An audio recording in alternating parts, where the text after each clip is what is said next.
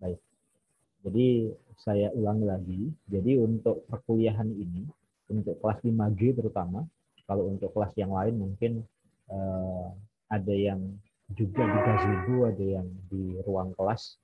Untuk yang di gazebo itu secara default perkuliahan akan dilaksanakan secara daring. Sedangkan untuk kelas lain yang ada ruangannya, artinya ada ruang fisiknya, maka perkuliahan dilaksanakan secara luring. Ya, saya share screen terlebih dahulu.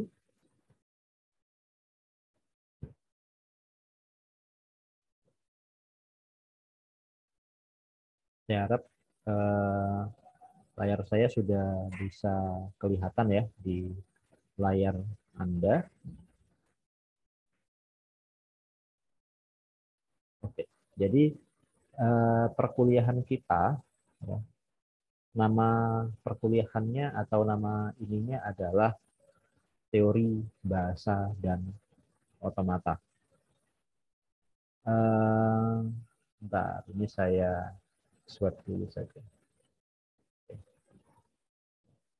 Jadi nama mata kuliahnya adalah teori bahasa dan otomata. Kemudian di sini kita masih masuk di materi yang pertama, yaitu masih pengantar ya, materi pengantar perkuliahan, selayaknya materi pengantar. Jadi kita kenalan dulu, meskipun saya yakin sebagian besar dari Anda sudah tahu saya siapa, tapi kalau misalkan bagi yang baru pertama kali mengikuti kelas saya, ya salam kenal, nama saya adalah Lufis Asgar. Di depan situ sudah ada uh, email saya, ya, kontak saya, kemudian ada alamat WA saya juga. Kalau misalkan Anda mau ada perlu, mungkin izin dan lain sebagainya, itu langsung bisa menghubungi saya via WA atau via Telegram juga boleh. Seperti grup kita, bagi yang mungkin belum masuk grup, segera masuk grup ya. Nanti mungkin di akhir saya share linknya supaya Anda bisa masuk ke grup Telegram. Lalu bidang interest saya itu saya lebih kepada artificial intelligence, data mining, machine learning, computer vision, dan information retrieval. Jadi saya bidang minatnya adalah di data science. Oke. Untuk perkuliahan ini, kita akan memanfaatkan LMS yang disediakan oleh Prodi. Di mata kuliah ini sudah saya siapkan satu kelas LMS. Anda bisa login ke LMS Anda masing-masing. Nanti di sana akan ada course untuk teori bahasa otomata kelas G. Anda bisa login. Saya sudah posting materi untuk pertemuan pertama. Nanti untuk rekaman video ini juga akan saya posting di tempat yang sama. Ya. Oke, ini merupakan mekanisme perkuliahan kita. Jadi mekanisme perkuliahan kita seperti tadi saya katakan, materi dan juga penugasan itu nanti akan saya share menggunakan LMS ya. Kemudian sebentar. Nah, khusus untuk kelas yang ruangannya di gazebo, itu perkuliahan akan dilaksanakan secara daring, tidak hanya untuk ruang kelas yang di gazebo, tapi untuk kelas yang jadwalnya itu di atas jam ke-10. Jadi maksudnya jam 17.00 ke atas ya. Saya nggak tahu apakah ada kelas saya untuk TBO ini yang jadwalnya di atas jam ke-10, karena by the way untuk TBO ini saya mengajar 7 kelas totalnya, jadi cukup banyak. Saya belum hafal juga jadwal saya, tapi kalau misalkan ada jadwal untuk kelas TBO yang jadwalnya itu di atas jam ke-10, jam 17.00 ke atas, itu juga akan dilaksanakan secara daring. Oke. Kemudian untuk presensi, nah ini untuk presensi akan saya lakukan secara live. Jadi tidak seperti dulu, bagi yang mungkin ikut kelas saya, itu kalau dulu Anda bisa presensi secara mandiri ya, melalui info KAS. Kalau sekarang tidak, jadi nanti akan saya panggil satu persatu melalui Zoom. Kemudian kalau Anda hadir, ya silakan bilang hadir, nanti akan saya presensi bahwa Anda masuk. Kemudian mahasiswa juga wajib bergabung di grup TBO di Telegram. Anda bisa screenshot QR code ini atau langsung saja Anda mengetikkan link yang ada di layar itu untuk Anda bisa bergabung ke grup kelas. Oke. Berikutnya, ini merupakan kontrak perkuliahan kita ya, terkait dengan penilaian. Jadi ada 4 nilai yang akan saya gunakan untuk proses asesmen atau penilaian pada mata kuliah ini. Yang pertama adalah presensi dengan bobot 10%, lalu ada tugas dengan bobot 40%, lalu ada middle test atau UTS bobotnya 25%, dan ada final test atau UAS dengan bobot yang sama, yaitu 25% juga. Nah, berikutnya tentang silabus. Nah, untuk perkuliahan ini totalnya ada 16 minggu ya. Itu sudah termasuk UTS dan UAS. UTS ada di minggu ke-8, sedangkan UAS ada di minggu ke-16. Ini merupakan materi-materi yang nantinya akan kita bahas di setiap minggunya. Oke. Nah, tadi lupa saya bilang dan lupa juga saya tuliskan di mekanisme perkuliahan. Jadi untuk kelas saya, meskipun di jadwal atau di hari itu berbarengan dengan kegiatan, misalkan ada tanggal merah, atau misalkan saya kebetulan tidak bisa mengajar, mungkin saya lagi ada kegiatan atau yang lain, perkuliahan memang ditiadakan tapi tidak diganti. Maksudnya gimana? Perkuliahan tetap dilaksanakan tapi secara self-paced learning. Jadi Anda belajar mandiri di LMS. Nanti materi akan saya upload di LMS, video pembelajaran akan saya upload juga di LMS. Kalau ada tugas, ya tugasnya akan saya upload juga di LMS. Anda silahkan belajar secara mandiri. Presensinya gimana? Nah, khusus untuk hal-hal seperti itu, maka Anda bisa presensi secara mandiri. Nanti akan saya set di info KAS agar Anda bisa presensi secara mandiri. Ya.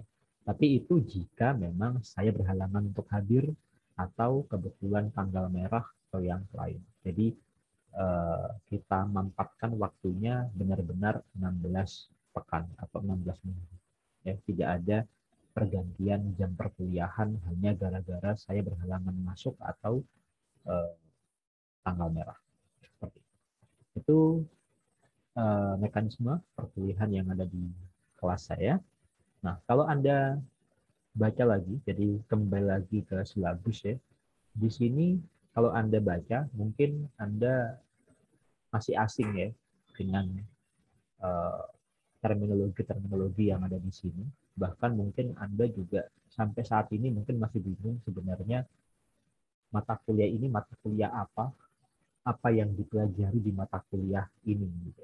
Nanti akan kita bahas lebih jauh terkait dengan apa sih teori bahasa dan otomata, dan apa sih pentingnya kita belajar tentang teori bahasa dan otomata. Kita masuk ke materi pada pertemuan yang hari ini. Oke, sebelum kita masuk ke materi, saya buka sesi pertanyaan. Mungkin ada yang ingin ditanyakan terlebih dahulu seputar apa yang sudah saya jelaskan tadi terkait mekanisme perkuliahan atau mungkin yang lain. Silakan. Mungkin ada.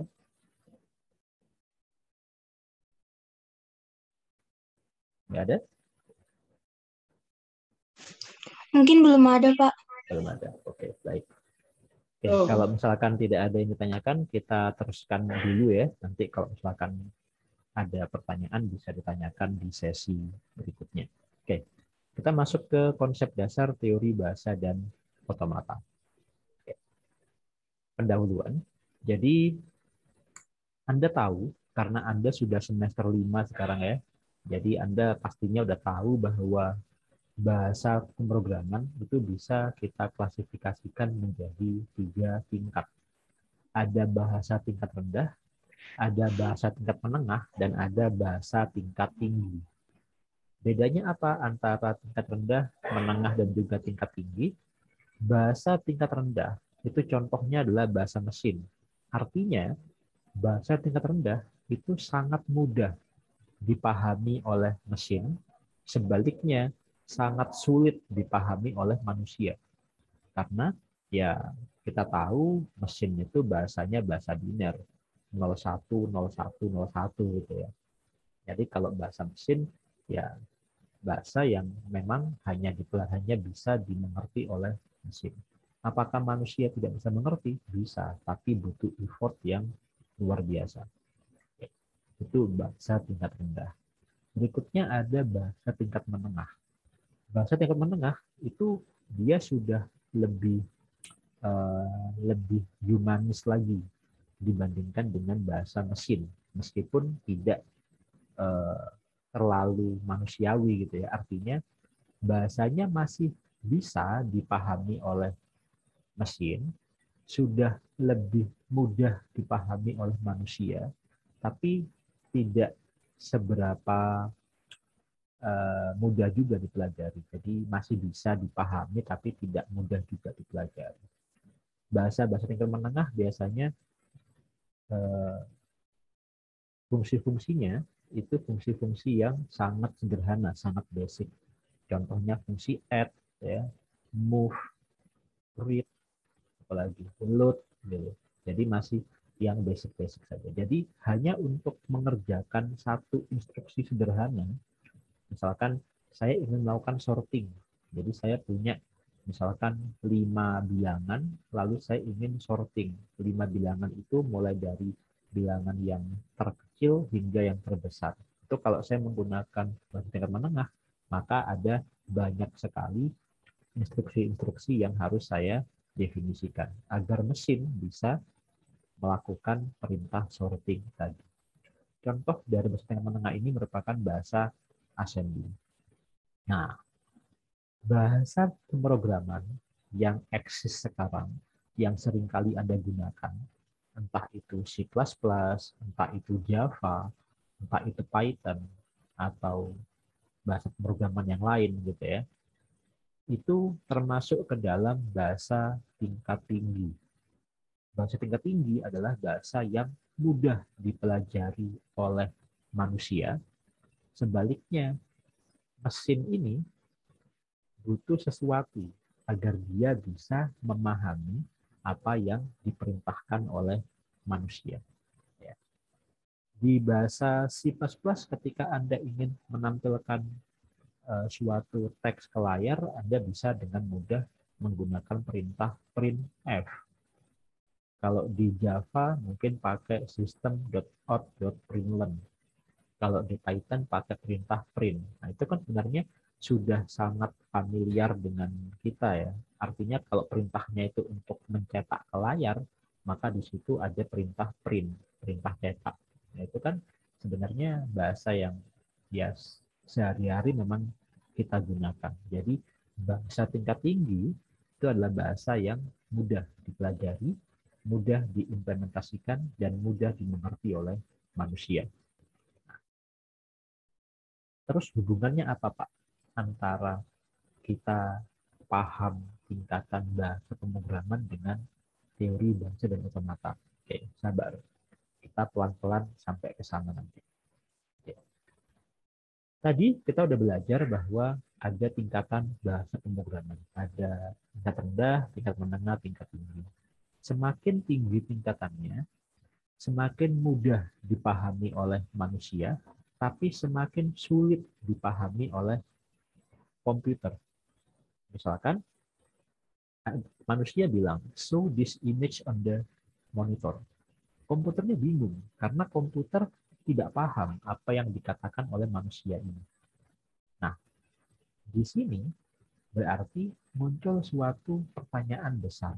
Bagaimana caranya sebuah mesin, dalam hal ini komputer, dapat memahami kode-kode program yang dibuat oleh programmer? Caranya gimana? Nah, disinilah fungsi dari translator. Translator adalah suatu unit yang bertugas untuk menjembatani, untuk menerjemahkan instruksi-instruksi yang dibuat oleh programmer, dalam hal ini adalah manusia, agar bisa dipahami oleh komputer atau mesin. Nah, unit yang bernama translator ini seringkali disebut sebagai compiler. Ya. Proses mengubah dari bahasa tingkat tinggi yang dipahami oleh manusia menjadi bahasa tingkat rendah yang dipahami oleh mesin disebut sebagai proses kompilasi. Nah, ini bisa Anda baca, sebuah mesin yang hanya mengenali bahasa mesin dapat memahami bahasa pemrograman tingkat tinggi karena adanya compiler. Jadi, unit yang bertugas untuk menerjemahkan bahasa manusia menjadi bahasa mesin adalah si compiler ini tadi. Di sini adalah bagian pokok proses kompilasi. Ya, jadi di sini kalau bisa Anda lihat, di sini ada program sumber, lalu program sumbernya itu dianalisa. Dalam proses analisa ini ada proses penganalisa leksikal atau scanner, ada penganalisa sintaks atau parser, ada penganalisa semantik. Nah, nanti ini semua bisa dilakukan dengan adanya tabel simbol. Jadi, ketika Anda ngoding, Anda mengetikkan suatu perintah,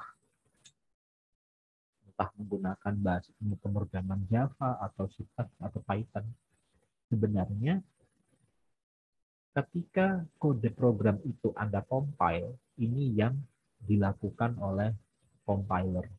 Pertama, instruksi Anda itu akan dianalisa terlebih dahulu oleh mereka dengan memanfaatkan tabel simbol yang sudah mereka miliki dan mereka punya.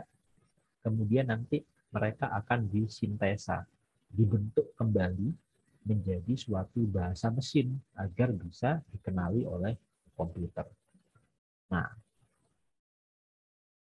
bahasa otomata kedudukannya di mana? Bahasa otomata kedudukannya ada di sini, di bagian analisa. Jadi di mata kuliah ini kita akan belajar bagaimana sih sebenarnya cara kerja dari suatu mesin kompilasi atau cara kerja dari compiler. Memang kita tidak akan berbicara langsung secara praktik ya, meskipun nanti bisa saja sih kita coba praktekkan untuk membuat suatu bahasa pemrograman yang sederhana gitu, kita buat kompilasi sederhana gitu.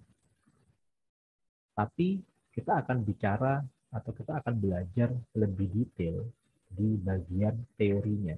Jadi teori tentang bagaimana caranya suatu mesin kompilasi itu bisa menerjemahkan bahasa tingkat tinggi ke bahasa tingkat rendah. Kalau Anda sudah paham teorinya, nanti Anda bisa membuat bahasa pemrograman Anda sendiri. Jadi Anda bisa saja misalkan saya buat bahasa pemrograman dengan judul misalkan bahasa kerang alam gitu, di mana sintaksnya itu sintaks walian gitu ya.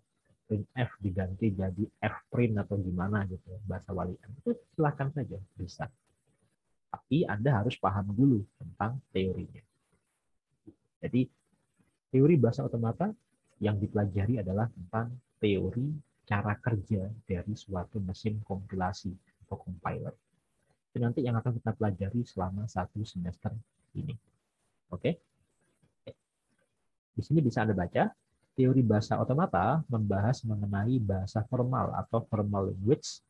Salah satunya adalah untuk kepentingan perancangan atau compiler. Apakah teori bahasa otomata hanya berkutat pada compiler saja, Pak. Tidak. Karena pada dasarnya yang namanya mesin penerjemah itu tidak hanya compiler. Compiler kan sebenarnya menerjemahkan dari bahasa tingkat tinggi ke bahasa tingkat rendah. Tapi kalau Anda sudah paham konsepnya, konsep ini bisa Anda implementasikan ke mesin penerjemah yang lain. Misalkan Anda ingin membuat suatu mesin untuk menerjemahkan bahasa dari bahasa Inggris ke bahasa Indonesia, atau dari bahasa Indonesia ke bahasa Bugis, atau dari bahasa Bugis ke bahasa Jawa. Itu silahkan saja bisa ya, menggunakan konsep yang sama, yaitu konsep teori bahasa dan otomata tadi. Oke, apa yang dimaksud dengan bahasa dan otomata? Otomata adalah mesin abstrak. Mengapa kok disebut mesin abstrak? Ya, karena mesinnya tidak real. Jadi mesinnya adalah mesin yang abstrak, yang dapat mengenali atau recognize, menerima atau accept, atau membangkitkan, generate sebuah kalimat dalam bahasa tertentu. Bahasa di sini pastinya cakupannya luas ya. Bisa bahasa murni. Bahasa murni itu ya terkait natural language ya, terkait misalkan bahasa Indonesia, bahasa Inggris, bahasa Jawa, bahasa Madura, bahasa Bugis, bahasa Spanyol, dan sebagainya. Itu disebut sebagai natural language, bahasa alam. Atau bisa juga bahasa pemrograman, Java, C++, Python, PHP, dan seterusnya. Kemudian ada input. Input pada mesin otomata dianggap sebagai bahasa yang harus dikenali oleh mesin. Jadi Anda bisa punya gambaran kayak gini. Kalau misalkan saya punya suatu mesin otomata, di mana mesin otomata ini bertugas sebagai penerjemah, sebagai translator, maka yang saya inputkan ke dalam mesin tadi adalah bahasa, ya kan? Misalkan saya punya mesin yang bisa menerjemahkan dari bahasa Jawa ke bahasa Inggris. Mas, maka inputan dari mesin tadi adalah bahasa Jawa. Piye kabarnya gitu. Itu inputannya. Nanti mesin tadi akan mengolah dan akan mengeluarkan output berupa how are you, misalkan gitu. Mengubah dari bahasa Jawa ke bahasa Inggris. Jadi inputan dari mesin otomata adalah suatu bahasa. Pastinya suatu mesin otomata itu hanya bisa menerima bahasa yang dia kenali. Contoh tadi, saya punya mesin penerjemah dari bahasa Jawa ke bahasa Inggris. Kalau misalkan yang saya masukkan ke mesin tadi adalah bahasa Madura misalkan, ya mesin tadi tidak akan bisa merespon. Kenapa? Karena yang dia pahami, yang dia kenali itu hanya bahasa Jawa. Ketika kita masukkan bahasa lain yang tidak dia kenali, ya dia tidak akan bisa menerjemahkan. Itu konsep dari mesin otomata. Ini mesin akan mengindikasikan apakah suatu bahasa dapat diterima atau tidak, ya seperti yang tadi saya katakan. Oke, kemudian kita sekarang melangkah lebih jauh tentang terminologi, simbol, string, dan bahasa. Dalam teori bahasa dan otomata, Anda akan seringkali bersentuhan dengan ketiga terminologi ini. Jadi ada simbol, ada string, ada bahasa. Apa itu simbol, apa itu string, apa itu bahasa dalam konsep teori bahasa dan otomata. Kita akan pelajari satu persatu. Simbol. Simbol adalah suatu entitas abstrak yang tidak didefinisikan secara formal. String itu merupakan suatu deretan berhingga dari simbol-simbol. Sedangkan bahasa adalah suatu sistem yang meliputi pengekspresian gagasan, fakta, dan konsep, termasuk sekumpulan simbol-simbol dan aturan untuk melakukan manipulasinya. Di sini yang saya kasih warna merah ini merupakan keyword atau kata kunci yang bisa Anda ingat untuk Anda bisa membedakan antara simbol, string, dan juga bahasa. Nanti akan kita bahas lebih jauh satu persatu. Kita mulai dari simbol dulu. Simbol tadi dikatakan dia sebagai suatu entitas yang abstrak. Mengapa kok dikatakan sebagai suatu entitas yang abstrak? Ini.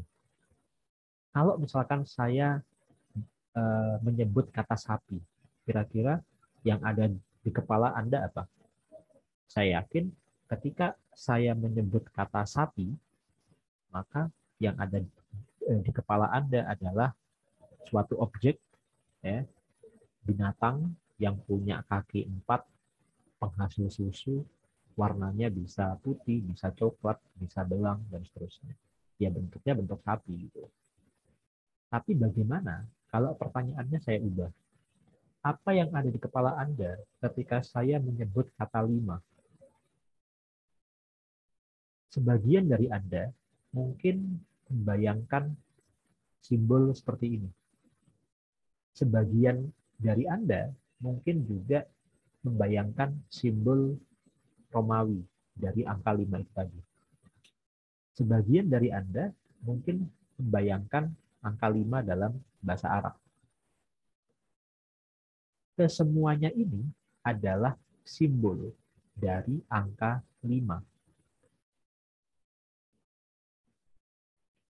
Ketiga-tiganya itu disepakati sebagai simbol dari bilangan 5. Jadi ketiganya nggak ada yang salah. Ya, ketiganya nggak ada yang salah. Kenapa? Karena ketiganya itu merupakan simbol dari bilangan 5. Kita bisa saja membuat simbol baru dari bilangan 5 tadi. Misalkan kita satu kelas ini sepakat bahwa ini adalah simbol untuk 5. Apakah nggak boleh? Ya boleh aja. Namanya simbol itu kan sebenarnya suatu entitas yang abstrak. Ya kan? Nah, jadi simbol adalah suatu entitas yang abstrak. Simbol itu sangat bergantung kepada konteksnya, sangat bergantung pada bahasanya. Kalau kita misalkan menggunakan bahasa Arab, maka 5 itu biasanya menggunakan simbol seperti ini. Kalau kita menggunakan bahasa Romawi misalkan, angka 5, ya simbolnya seperti ini. Kalau kita menggunakan bahasa Indonesia misalkan, simbol angka 5 seperti ini. Jadi, satu entitas, satu objeknya sama-sama bilangan 5, tapi ketika diterjemahkan dalam bentuk simbol, simbolnya bisa beda-beda. Itulah definisi dari simbol, suatu entitas yang abstrak. Maka simbol itu bisa bermacam-macam. Alfabet huruf A, entah itu huruf A kapital atau huruf A kecil, itu juga merupakan suatu simbol. Ya. Oke, berikutnya string. String itu merupakan deretan dari simbol. Jadi kalau misalkan ini adalah simbol, ya, yang di sebelah kanan ini adalah string. Jadi kalau simbolnya itu A, kalau A-nya itu ada banyak, kemudian apalagi ditambah dengan simbol D dan P, maka dia menjadi suatu string. Jadi string adalah sekumpulan atau deretan berhingga. Ingat berhingga ya, jadi ada panjangnya pastinya. Deretan berhingga dari suatu simbol. Nah, karena dia deretan berhingga, maka string dia pasti punya panjang. Jadi kalau misalkan saya di sini punya string W, panjang dari string W adalah 6. 6 di sini adalah jumlah simbol yang membentuk string W. 1, 2, 3, 4, 5, 6. Ada 6. Ya. Kalau saya punya string F, isinya adalah A, maka panjang dari string F adalah 1. Gitu. Nah, Pak, apakah boleh kita membuat suatu string yang tidak ada isinya? Artinya simbolnya itu nggak ada, empty, simbolnya kosong. Bisa. Itu yang dinamakan sebagai string kosong atau empty string. Ya. Biasanya dilambangkan dengan epsilon. Ya. Penulisannya seperti ini saja. A sama dengan epsilon. Berarti A ini adalah merupakan string kosong, string yang tidak ada isinya. Berapa panjang dari A? Ya panjangnya 0, karena nggak ada isinya, kosong. Ya, jadi kalau misalkan Anda menemukan simbol seperti ini menunjukkan bahwa A itu adalah merupakan suatu string kosong. Atau sebaliknya, kalau Anda menjumpai simbol seperti ini menunjukkan bahwa ini adalah merupakan string kosong karena panjangnya adalah 0. Ya, itu terkait sama string. Sekarang, bahasa. Bahasa adalah merupakan sekumpulan dari string. Jadi kalau tadi, string adalah deretan simbol yang berbeda, bahasa adalah himpunan string, sekumpulan dari string. Oke? Karena sebuah bahasa adalah sekumpulan dari string, maka bisa saja suatu bahasa memiliki satu atau lebih string kosong. Jadi bisa saja bahasa itu nggak punya string sama sekali. Atau bahasa itu memiliki string, tapi stringnya itu nggak ada simbolnya, atau stringnya string kosong. Itu bisa saja. Bahasa juga disebut sebagai rangkaian dari simbol-simbol yang mempunyai makna. Oke, input pada mesin otomata dianggap sebagai bahasa yang harus dikenali oleh mesin. Mesin akan mengindikasikan apakah suatu bahasa itu dapat diterima atau tidak. Nah, ya terkait dengan bahasa. Oke, sekarang kita coba masuk ke mesin otomata yang sederhana. Ini adalah contoh mesin otomata yang sederhana. Ya, mesin penerjemah sederhana, mesin otomata yang sederhana. Kita belum sampai kepada penerjemah ya, tapi ingat tadi suatu mesin otomata itu punya kemampuan satu, recognize, mengenali, kemudian dia punya kemampuan untuk generate, ya, membangkitkan. Saya ulang lagi di sini. Nah, ini. Ada recognize, ada accept, ada generate. Kita masih belum sampai pada generate. Kita masih recognize dan accept dulu. Ya. Jadi mesin otomata yang tadi saya tampilkan, mesin otomata sederhana, itu merupakan mesin yang coba untuk mengenali dan mesin untuk menerima, accept. Belum sampai ke generate. Oke. Anda mungkin sekarang bingung, ini cara bacanya gimana, Pak? Kok ada panahnya ada banyak, ada lingkaran-lingkarannya ada banyak, lingkarannya juga beda-beda, ada yang cuma satu lingkaran, ada yang dua lingkaran, kayak gitu ya. Jangan bingung, ini nanti akan seringkali Anda lihat bentuk kayak gini. Karena mesin otomata bentuknya ya kayak gini. So, kalau kita bicara, karena tadi kan saya bilang ya, ini mesin abstrak. Jadi tidak ada mesin realnya, tapi ini mesin abstrak, sehingga bentuknya, konsepnya seperti ini. Komponen dalam mesin otomata itu ada banyak. Yang pertama adalah state. State itu adalah ini, lingkaran-lingkaran ini. Ini disebut sebagai state. Ada berapa banyak state yang ada pada mesin ini? Ada 6 state. Apa saja? Q0, Q1, Q2, Q3, Q4, dan Q5. Ini merupakan state-nya. Oke? Itu state. Anda ingat-ingat dulu. State. Berikutnya, yang kedua adalah initial state. Initial state adalah state awal. Ciri dari initial state adalah state itu ditunjuk oleh panah yang entah berasal dari mana. Jadi ada panah yang menunjuk suatu state di mana panahnya ini kita nggak tahu asalnya dari mana. Tiba-tiba nunjuk gitu aja. Berarti ini adalah initial state-nya. Oke? Nol. Berarti. Kemudian ada final state. Final state adalah state yang memiliki dua lingkaran. Kalau di mesin ini berarti final step-nya adalah Q3 dan Q4. Ini final step-nya. Berikutnya ada input simbol. Input simbol adalah simbol-simbol yang ada di panah ini. Ada simbol A, ada simbol D, dan ada simbol U.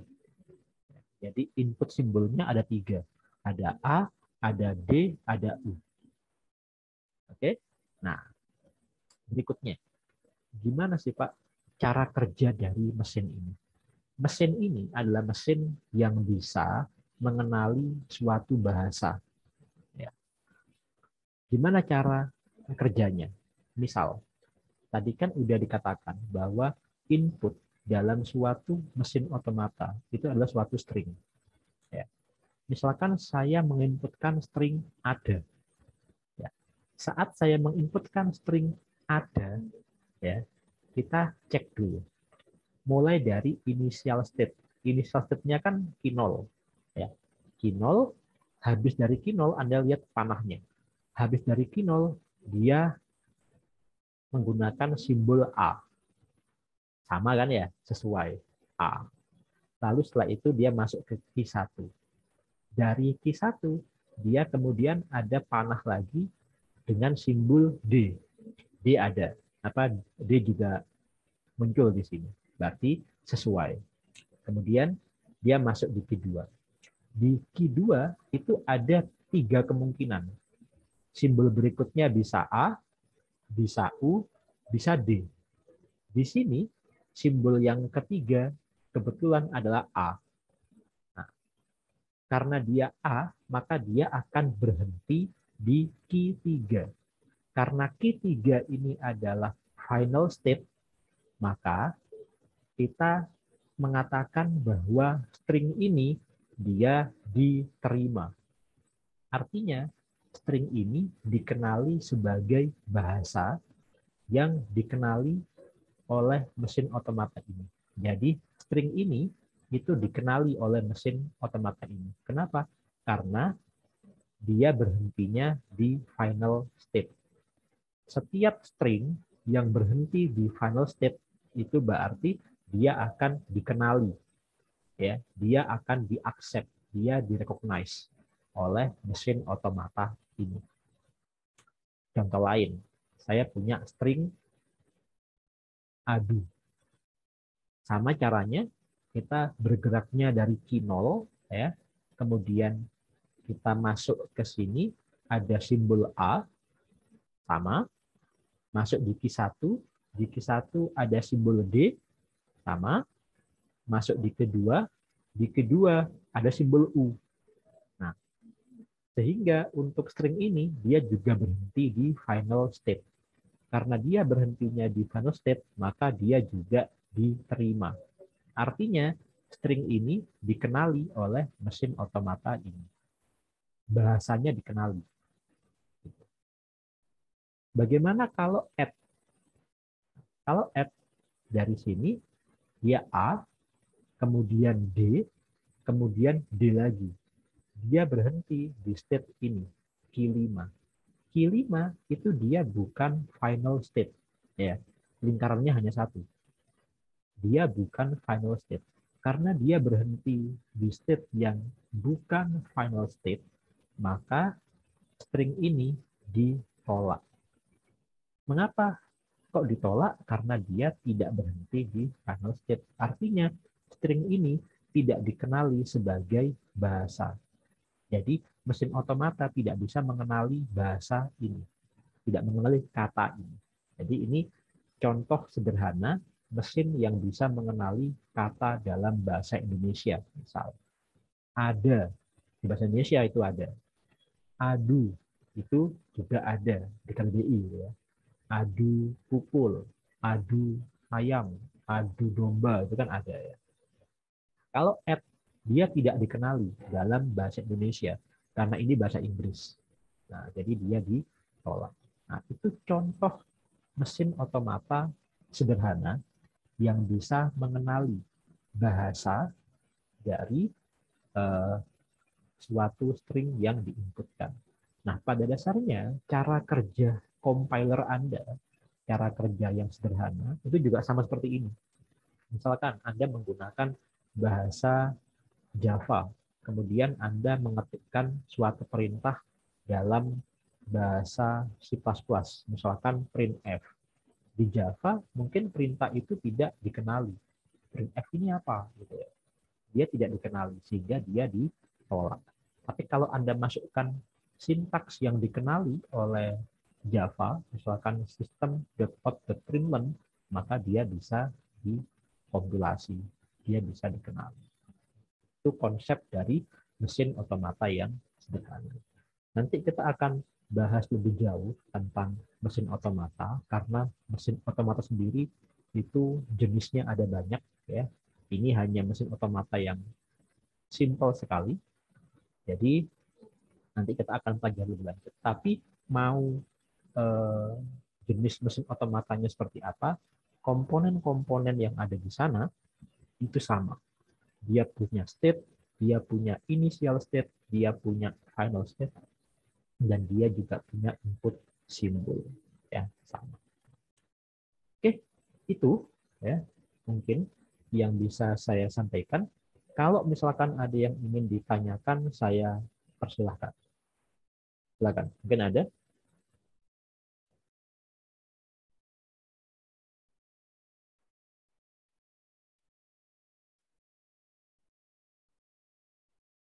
Silakan.